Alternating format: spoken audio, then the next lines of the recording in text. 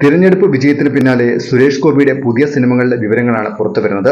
അതിൽ ഏറ്റവും ശ്രദ്ധേയം മമ്മൂട്ടി കമ്പനി നിർമ്മിക്കുന്ന ചിത്രത്തിൽ സുരേഷ് ഗോപി അഭിനയിക്കുന്നു എന്ന വിവരമാണ്. ഇക്കാര്യം താരം തന്നെയാണ് സ്ഥിരീകരിച്ചതും. മമ്മൂട്ടി കമ്പനി നിർമ്മിക്കുന്ന പുതിയ ചിത്രത്തിൽ അഭിനയിക്കാൻ കഴിഞ്ഞ മാസമാണ് തന്നെ വിളിച്ചതെന്നും ഓഗസ്റ്റിൽ ചിത്രീകരണം തുടങ്ങുമെന്നും അദ്ദേഹം പറഞ്ഞു.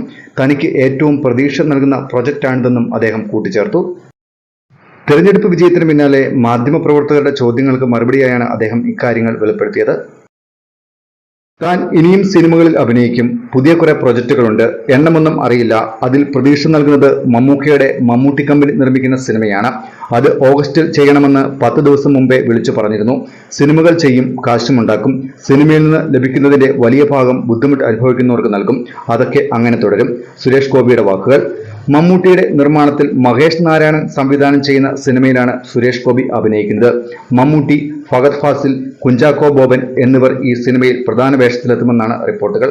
മമ്മൂട്ടിയെ കൂടാതെ മറ്റൊരു നിർമ്മാണ കമ്പനിയും ഈ സിനിമയിലുണ്ടാകും. മമ്മൂട്ടിയുടെ 6ാമത്തെ നിർമ്മാണ സംരംഭം കൂടിയാണ് ഈ പ്രൊജക്ട്.